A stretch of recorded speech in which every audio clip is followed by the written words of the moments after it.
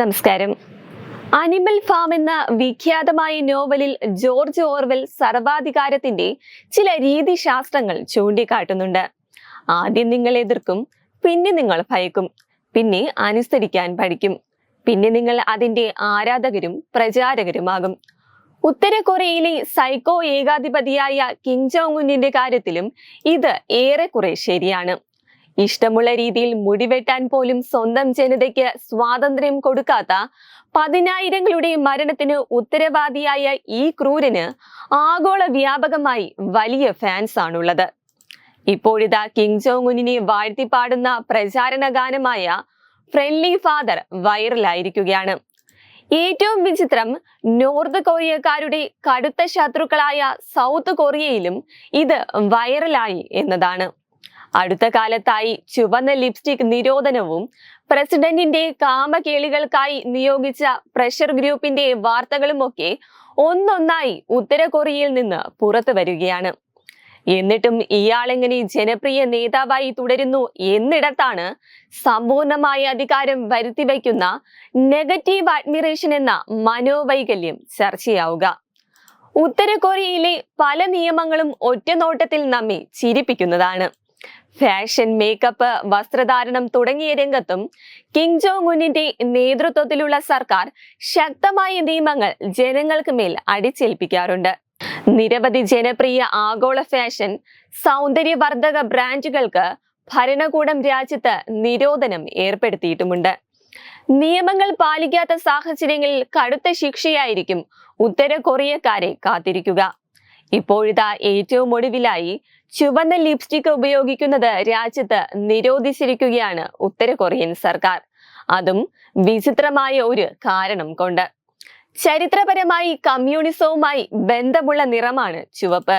എന്നാൽ ചുവപ്പ് പ്രതിനിധീകരിക്കുന്നത് കമ്മ്യൂണിസ്റ്റ് ആശയങ്ങളെയല്ലെന്നും അത് മുതലാളിത്തത്തിന്റെ പ്രതീകമാണെന്നും ചുവന്ന ലിപ്സ്റ്റിക് ധരിക്കുന്ന സ്ത്രീകൾ വളരെ ആകർഷകമായി കാണപ്പെടുന്നുണ്ടെന്നും ചൂണ്ടിക്കാട്ടിയാണ് കിം ജോങ് ഉൻ സർക്കാരിന്റെ ലിപ്സ്റ്റിക് നിരോധനം.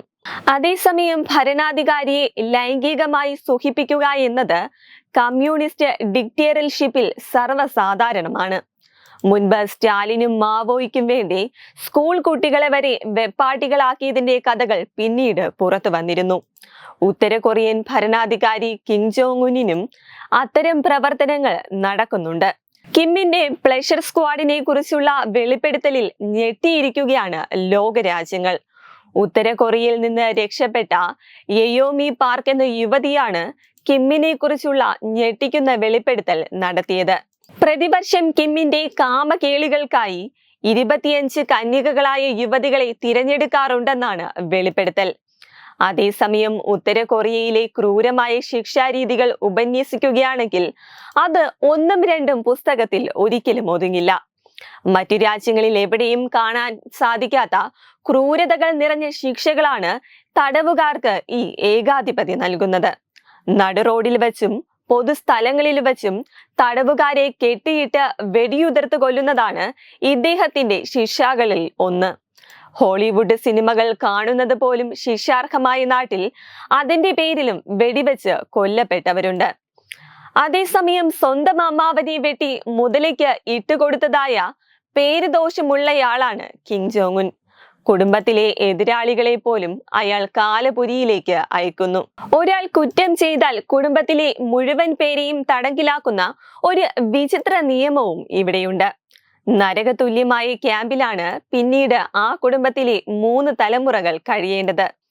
മുതിർന്ന സൈനികർക്ക് സ്ത്രീ തടവുകാരെ തിരഞ്ഞെടുത്തുപയോഗിക്കുവാൻ പ്രത്യേക അനുമതിയും നൽകിയിട്ടുണ്ട്.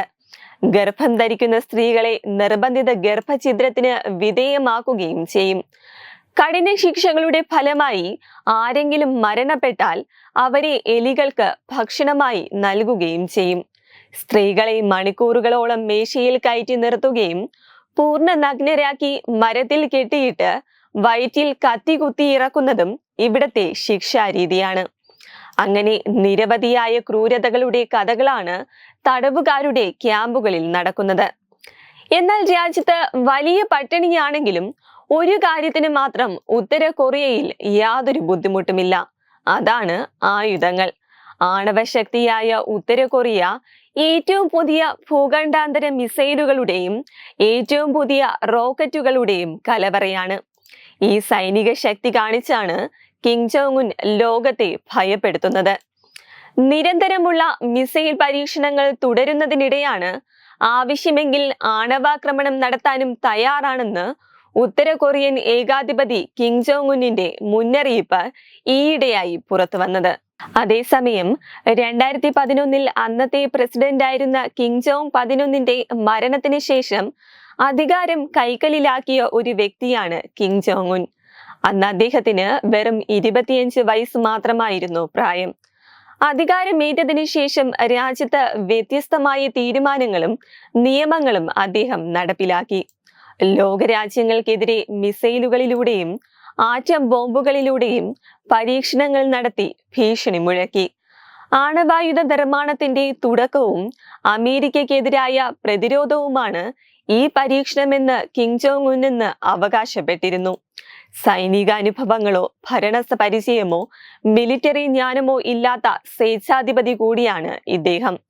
അയാൾ എന്താണ് ചെയ്യുക, എന്താണ് പ്രവർത്തിക്കുക എന്ന് ആർക്കും അറിയില്ല.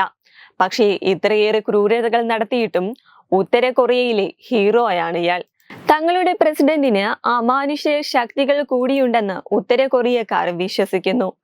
എന്നാൽ ഈ ഉത്തര കൊറിയയിൽ മാത്രമല്ല, ലോകമെമ്പാടും കിമ്മിന് ആരാധകരുണ്ട്. ഇപ്പോഴിതാ കിം ജോങ് ഉന്നിനെ വാഴ്ത്തുന്ന പ്രചാരണ കാരണം ഫ്രണ്ട്ലി ഫാദർ ഹിറ്റായിരിക്കുകയാണ്.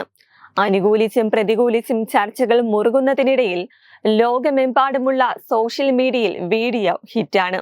നോക്കുക, ഇത്രയേറെ നെഗറ്റിവിറ്റികൾ ഉണ്ടായിട്ടും ഒരു വിഭാഗം ഇപ്പോഴും ഇത്തരം സ്വേച്ഛാധിപതികളെ അനുകൂലിക്കുന്നു എന്നതിന്റെ ഒരു തെളിവ് തന്നെയാണ് ഇപ്പോൾ പുറത്തുവരുന്ന ഓരോ വാർത്തകളും.